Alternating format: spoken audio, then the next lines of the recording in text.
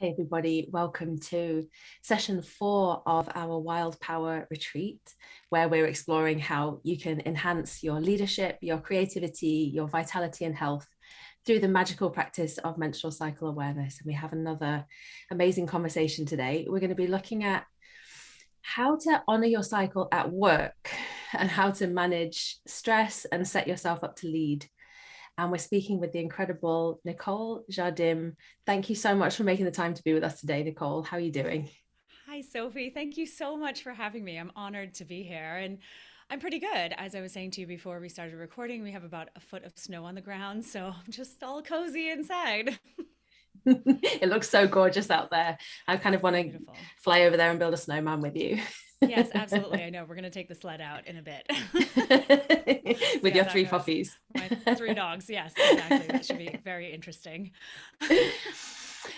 So talking about work, I think this conversation is really important because it's one thing to track your cycle in your life and with your relationships, but then when your cycle meets your work experience, it can often cough up new kinds of challenges and stress. So today we're going to look at how we can find ways to stay true to where we're at in our cycle when the world isn't necessarily, we don't live in a cyclical world yet. We're Exactly. working our way towards it. But before we get into the questions, I want to introduce you, Nicole. So, Nicole is a certified women's health coach, writer, speaker, mentor, and creator of Fix Your Period, which is a series of programs that empower women to reclaim their hormonal health using a method that combines evidence based information with simplicity and sass. And Nicole's Instagram feed is an incredible resource, absolutely incredible resource. So I recommend that everyone goes and checks that out. Thank you. Let's start with a cycle check-in. You're welcome. Let's start with our cycle check-in. So if you're listening along and you've got your Wild Power journal, then there's space for you to drop your cycle check-in in for the day. Nicole, could you share what day you're on and 3 words, if you can, that give us the essence of how your cycle day is? Oh, I'm on cycle day 24, and Me I would. too. No way. I'm intrigued to hear your words. Oh my gosh. Now you put me on the spot. I'm like, oh shoot, what are these 3 words? Let me come up with something good. Um, I would say there's a little bit of anxiousness or anxiety.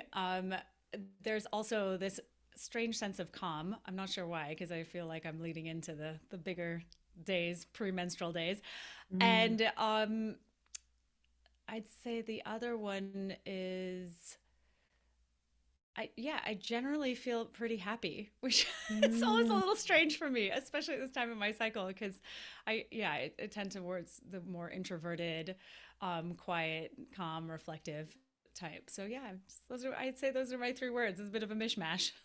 That's so interesting, especially the anxious calm, which I can completely relate to today. Because I feel this, the calm feels like I don't give a bleep. That's where the calm feels like it's coming from. It's like that kind of tiredness or just like I'm over it kind of feeling of day 24. Yes. But the critic is active and she's like, oh, what does your hair look like? What are you saying? Oh, How are I you showing up know. in this interview? Blah, blah, blah. She's quite busy.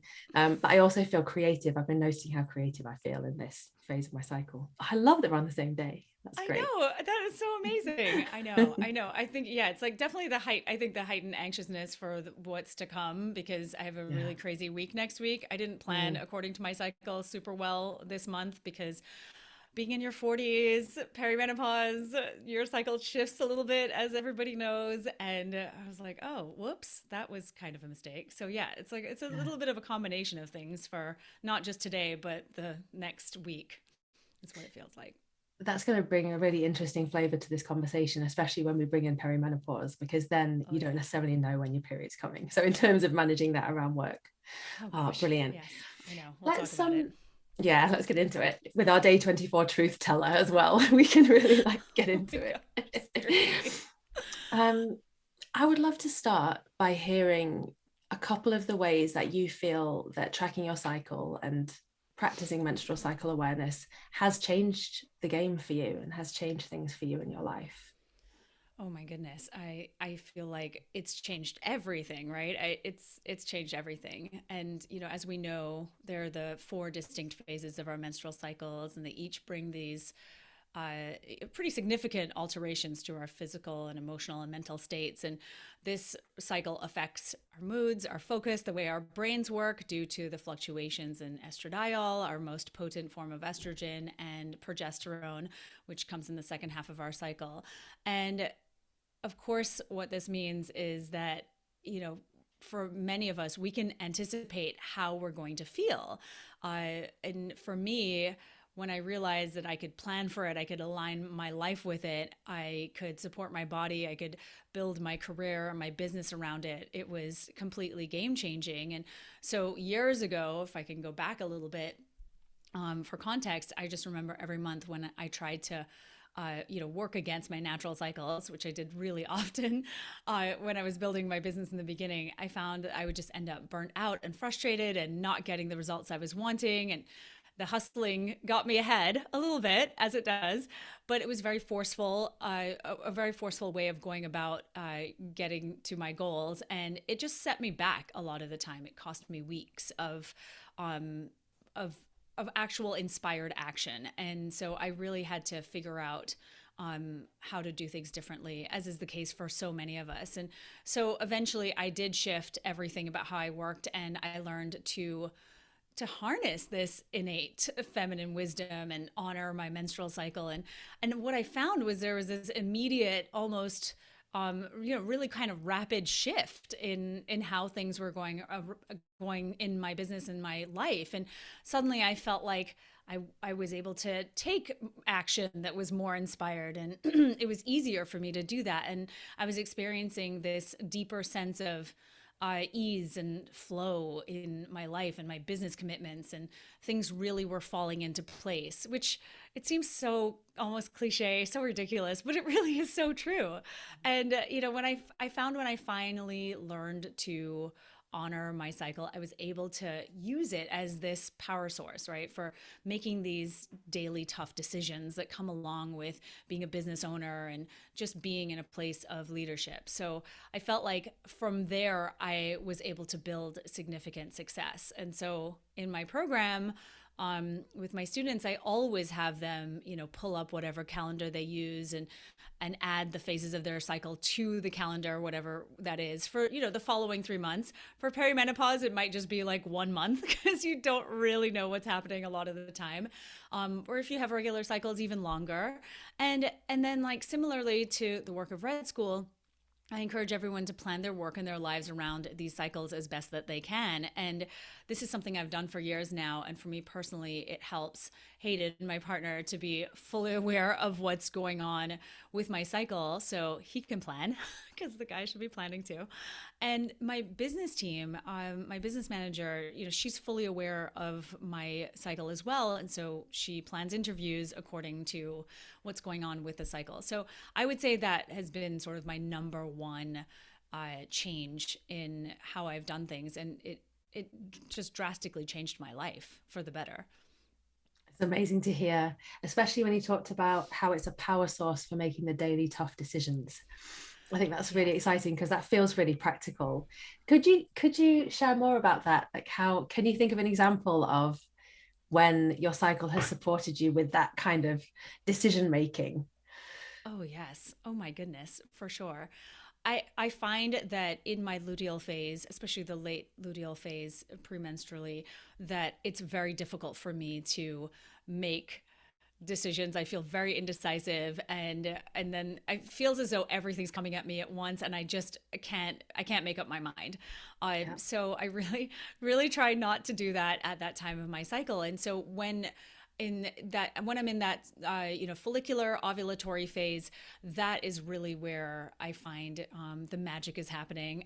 I feel like magnetic almost. And so in that there was an instance where I had to make a decision about hiring someone, and for me personally, I feel most intuitive in that follicular ovulatory phase where estrogen and testosterone are firing really well, and my brain is functioning optimally, and I'm able to just really clearly see the forest through the trees. And so for me, I found, weirdly enough, when I'm hiring, I make the best hiring decisions during that time of my cycle. And those people have always worked out amazingly well. Whereas when I've made decisions in my luteal phase, not so much. So that's like one pretty clear example that has had a profound impact on my business. Oh, that's fascinating. I've often wondered, like, what's the secret thing? Because sometimes when you hire people, it really works, and sometimes it doesn't. Yes, And haha, hire them could in your be, ovulation. could very well be. Amazing. Um, I'd like to talk about stress Oh, because yeah. I think it's been a stressful year for pretty much couple of years for pretty much everybody. We're facing new kinds of stresses. We're learning how to cope in a world that looks quite different to how it's looked ever before. Yes. And it's having an impact on people's cycles. You can see across social media that people's cycles are changing for a variety of reasons. How do you see our cycles as a resource when it comes to stress? Like, how can our cycles help us to manage the stresses of our day-to-day lives, and especially our day-to-day pandemic lives? Oh, girl. it's it's really I just want to just acknowledge that we have been through such an unprecedented time. And I've often said our menstrual cycle is our proverbial canary in a coal mine. In other words, our menstrual cycles are always going to be a barometer or a reflection of our overall health.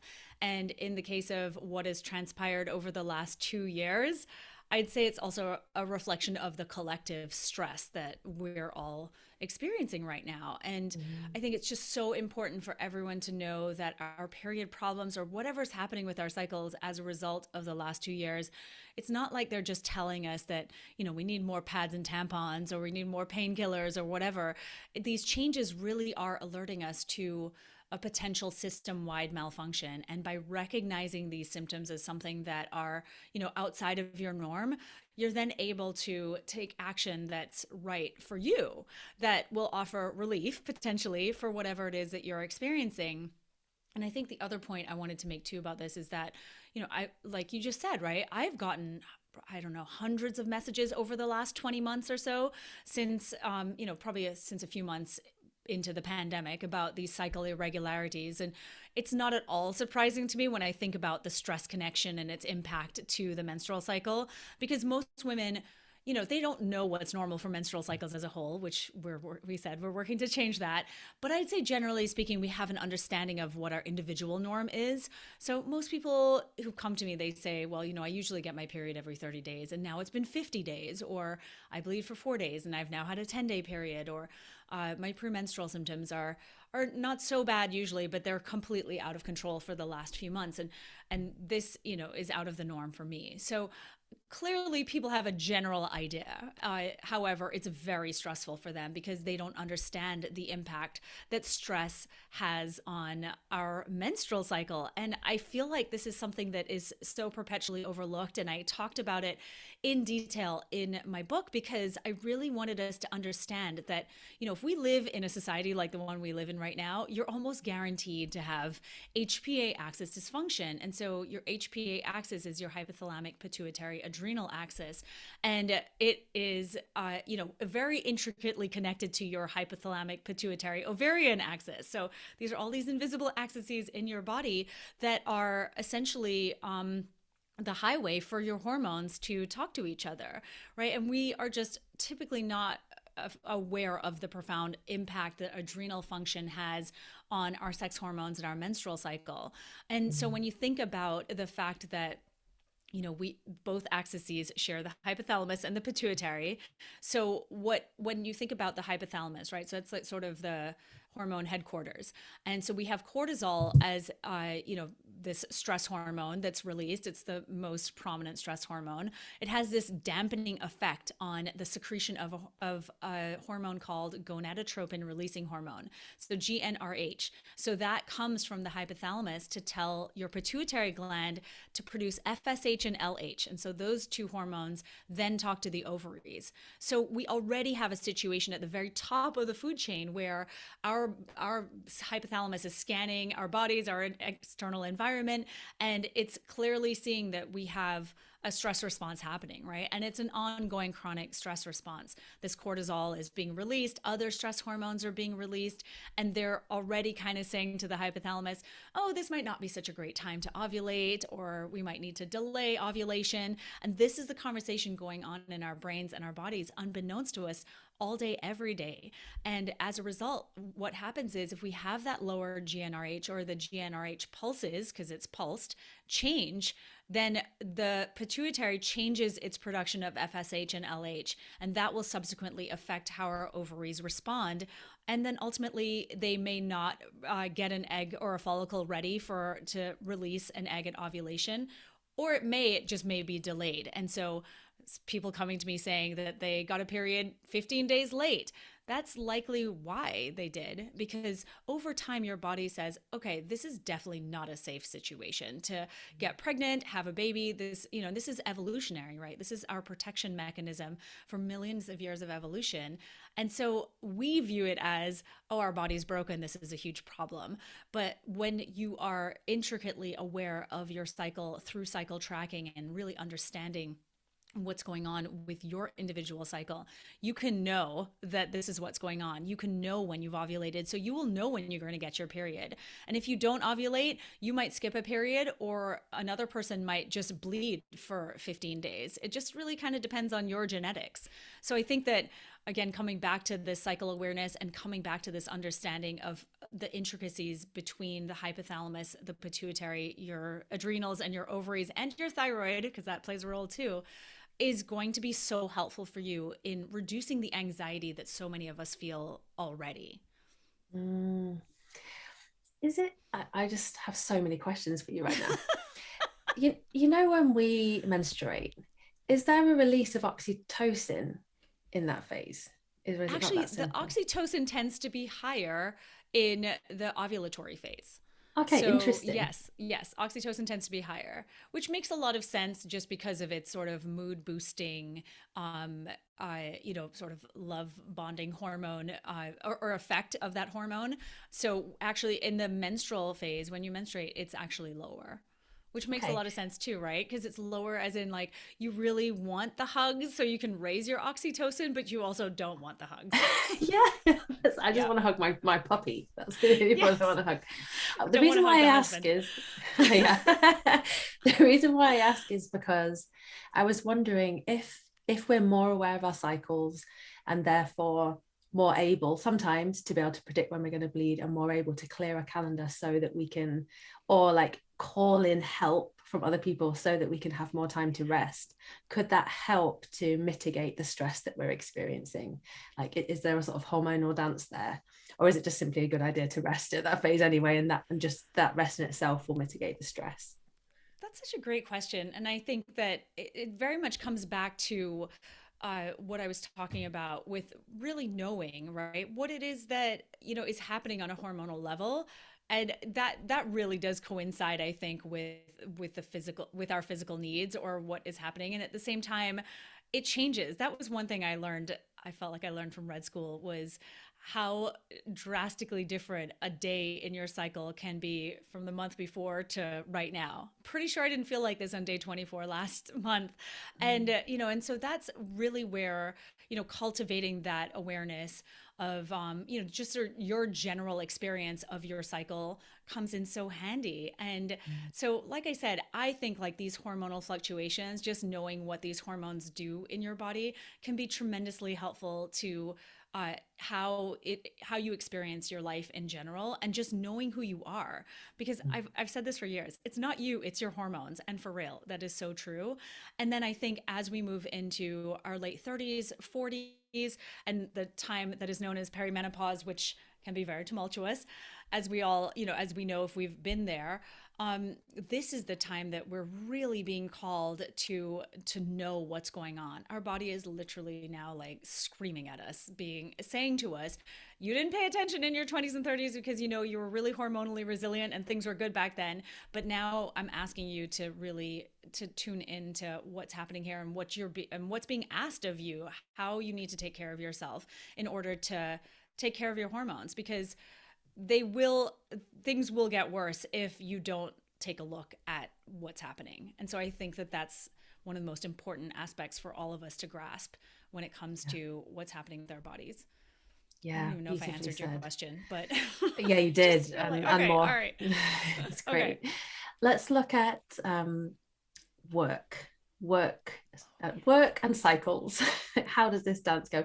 Beautifully, the world is moving more in the direction of period policies and of menopause policies and Yeah. of understanding that we change and that's okay. And, you know, we had the feminist wave, which wanted to equalize everybody, which is so important. And now there's sort of this new understanding coming in of actually we have superpowers in our cycle that we can harness if we're able to rest at menstruation, for example. So I'd love to hear about your work situation. If you would share with us, you know, how do you plan your work around your cycle? Like, how does it work with your team, or how does it work when you've got a deadline and your cycle has shifted? Yeah, just I'd love to hear some tips that you found. Yes. I feel like I'm winging it slightly. However, I feel as though, because I've really been so aware of my cycle for so many years now, and really done my best to work with it. And this is the thing I want everyone to know. We're all doing our best, right? And I said to you earlier, we're all kind of winging it, especially right now. So I really feel that everyone should be doing whatever they can do, whatever you can manage. And so I feel like everything I've said too kind of touches on this, but witnessing not only my experience of tracking my cycle, but others who've been in my programs, I'm endlessly fascinated, right, by the findings of this experience. And I truly believe that it's impossible for a woman to be happy and content as a business owner or a CEO or a visionary or whatever in her work if she's not trained to utilize this cycle wisdom that we've been talking about as, a natural habit in her everyday life. And more than anything, it's taken so much of the anxiety and the uncertainty out of being a leader, because I feel like obviously these things still come up. I should say that, right? Like, these feelings all come up. I just said I was anxious today. But it's much more manageable because I'm so fully aware of my strengths and weaknesses almost every day of my cycle, every single month. So being in the position that I'm in, I feel as though I have a bit of a crystal ball. And so, as we all know, right, we cannot help others when we're coming from that place of depletion or neglect. So during that bleeding phase of every month, I really try to practice, quote unquote, showing up for myself first. And as we know, when we do that, we'll have the power to run our lives and run them from a place of empathy and compassion and, and authenticity and really understanding for ourselves and for others. And ultimately, I just think that that comes back to self-care. It's kind of like that time of the cycle. It's the mirror to reflect the focus onto yourself so that you can go through this personal growth and transformation. And for me personally, just become a better business owner and a leader in this space. So that's what I think one of the most fundamental steps that any of us can take is to really look at that first phase of the cycle for those, for that kind of self-care. And I just think that it really helps to restore our potential, right, as we move into the next phases of the cycle, and prevents us from getting stuck, like what I was saying earlier. This stuck in this cycle of hustling and burnout that does not align at all with what's happening in your body. Have you ever had it? I'm sure you have, when you unexpectedly start to bleed. We actually had it, Shani and I, we did a podcast episode about it. We both had it on the same month. I bled on day 23, which has never happened in my life. And I think she was on day 24. And we were both really taken aback by it because we had a lot of work planned in those final days. We were going to sort of harness the creativity of inner autumn.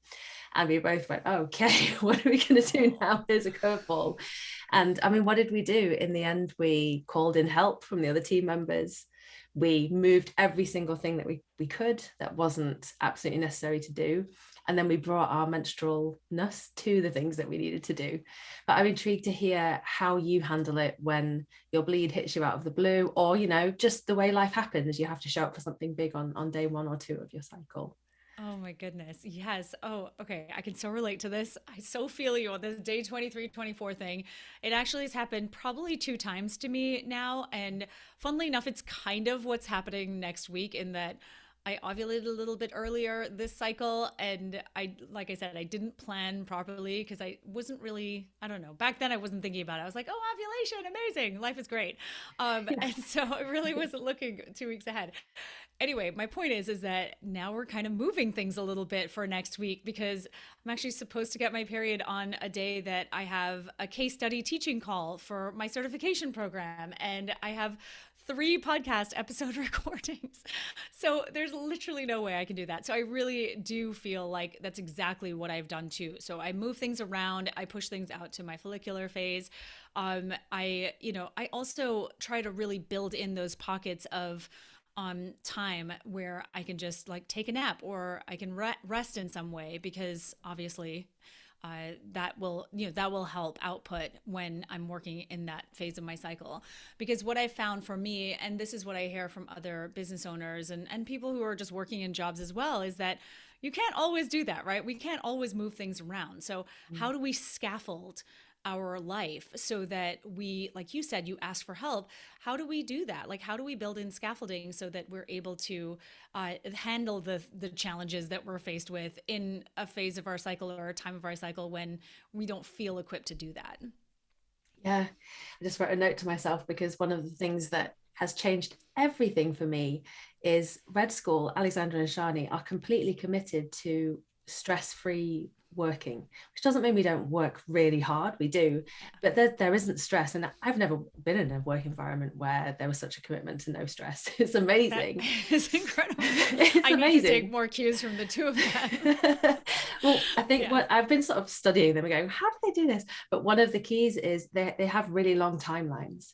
So say if we know we're launching a program in September, we're thinking about it now. Yes. And that's taught me so much because then if there are a couple of cycles where curveballs happen, there's much more space for everything to unfold, which totally relieves stress for us. It's Yeah. so brilliant. And I have 100% learned that over the years as well with regard to timelines for program launches, particularly because Mm. as we know, they never go to plan and there are always inevitable curveballs. So, yes, that is it's so great. And I'm so glad you brought it up because it really has been something that's changed dramatically in my business too. I used to be like, oh, I'm going to launch something in June or whatever. And it was May. Yeah. And it just takes 2 months of planning alone just to get to the point where the next that's like the first stage, and there's 4 stages of planning. So, thank you for bringing that one up because I do really think that we tend to underestimate the amount of time that something takes, whether that's a project at work or a home project or whatever. And you, like you said, it creates an unbelievable amount of stress in our lives that then impacts our cycle. So I'm more committed to stress-free working now that I've heard you say that. Let's do it, all of us Yeah, together. let's definitely do it. Final question before we get to our quickfire round. Oh, yes. Um, leadership. I'd love to talk to you about leadership because you really are a leader in this field, Nicole. I look up to you so much. Thanks. So many of us do. You're paving the way. You've got a big calling. You're working with so many people, transforming the way we're approaching periods across the world. It's amazing. Oh my gosh. Thanks, Sophie. It's I'm true. totally blushing. Oh my goodness. So I can't, yeah, thank you. I'm going to re listen to this interview the next time I'm feeling like I'm not making enough of an impact. You're making a huge impact, and this is why I really wanted to ask you this question because you are leading in a big way. How does your cycle and your intimate connection with your cycle help you with this vision that you're holding and this calling that you're bringing through? I kind of said it before a little bit on, just again, my own experience of moving through that place of hustling and burnout and doing things differently based on my experience of my cycle and this innate wisdom. And I find that using each phase in conjunction with my business has been just game changing. And I talked a little bit about that early follicular phase, the bleeding phase, and whatnot. And then, I feel like for me personally, I am a total introvert. Like I do not, I mean, I not in a million years would I have thought I'd be doing interviews like this or being on video or having to speak in public. Truly, 20 years ago, that was like my worst nightmare. I really, yeah, no.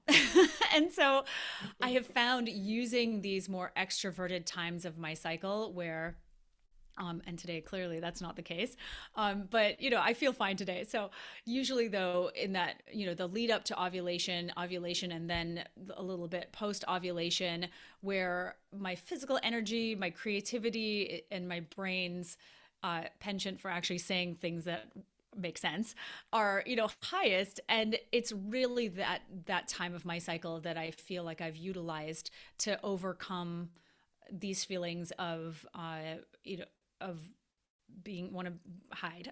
So for me personally, yeah, that rising estrogen, that rising testosterone, even a little bit of oxytocin, like we talked about, it's really that time in my cycle where I found that I've been able to step into that leadership role because everything just feels so stimulating. It feels really new.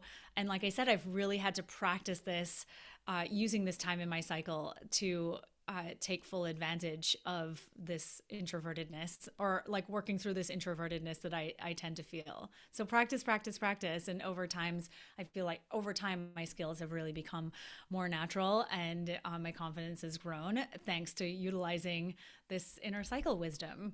So that's been a big thing for me.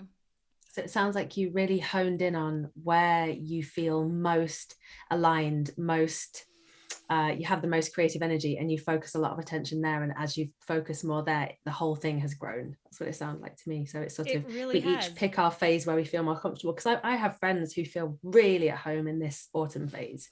And that is exactly where so perhaps they would focus more attention there, and then their leadership can grow from that place. I completely agree. I think so. I mean, for me personally, just communication skills and really, there's a lot of sciencey content that I've learned and I teach. And so for me personally, I felt most comfortable when I know I can really articulate all of that very well. And that, like I said, that's where I've used, or that's the time of the cycle that I've used, to, I think, really hone leadership skills. But anyone can use any time of their cycle, no doubt about that.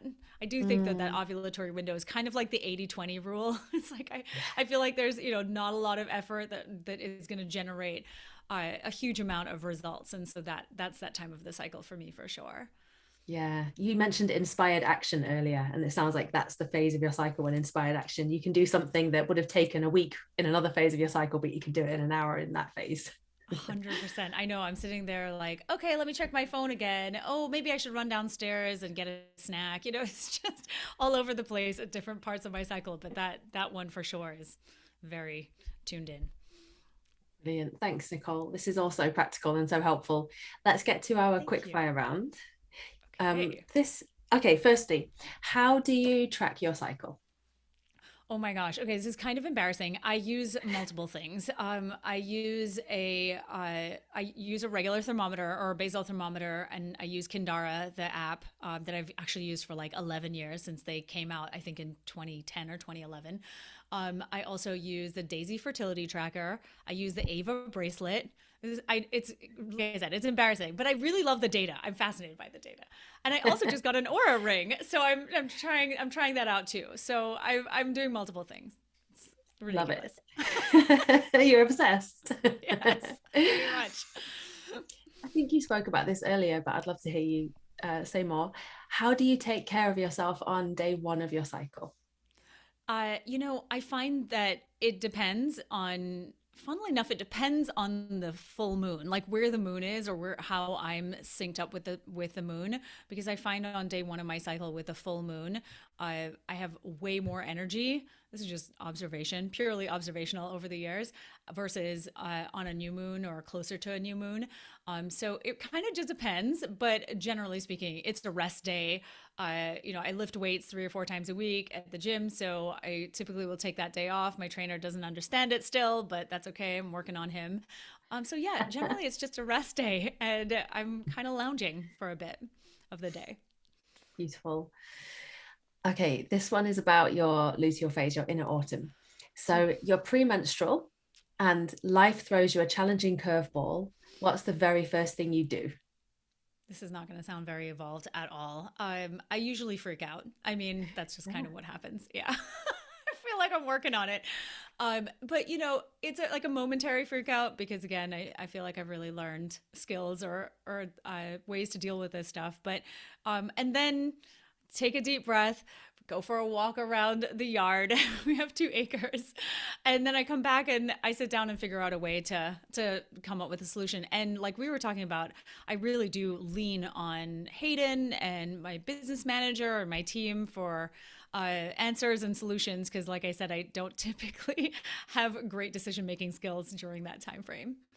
That's such a great answer. So freak out, as most of us do, then breathe, and then call for help. I Yes, love this. exactly, right? Yeah, exactly. Send out SOS. Yeah. Okay, last one. What inner season, what phase of your cycle are you most enjoying at the moment? I would say that it's really actually that mid follicular through ovulation. It has shifted over the years. I do find that just because of my age and where I'm at in my menstrual life cycle, that estrogen has been a little bit lower. So when it starts to rise, I'm like, oh my gosh, I can take on the world. So yeah, it really is that time that I've been majorly enjoying. Beautiful summer, inner summer, Inner especially when it's summer, snowing exactly. outside. Yes. Oh, I know. Seriously. Right now, it does feel though, like in the winter, when it's outside winter, especially in the parts of the world that we live in, you kind of do just want to do nothing. That next year, for sure, I'm taking the first week of January off. I've decided that it's time. And flying to somewhere hot. Hopefully. If we can. Nicole, Exactly. thank you. This has been wonderful. We could keep talking for hours, I know. Um, I think that what you've shared, the way it's grounded in the science of our hormones and the way it's so practical is in like you demonstrating what you're doing in your life to create the wonderful work that you're bringing.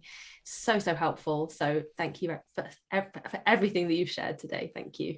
Oh, Sophie, thank you so much. I really am grateful that you had me on to discuss all of this. And I'm so appreciative of everything that you and Red School do. So thank you. And let's continue this conversation on the menstruality podcast for sure. Let's have another episode. But for Absolutely. now, the Wild Power Retreat is going to continue in 2 days' time with session 5, which is about how to track your cycle in a trauma-informed way with menstruality mentor Kitty McGuire. We're going to basically look at how to handle it when challenging emotions come up or trauma comes up in your cycle tracking experience so that it's a safe process for you. And that's happening in a couple of days. So we hope you'll join us. Thank you so much. Take care, Nicole. Thank you. Thank you.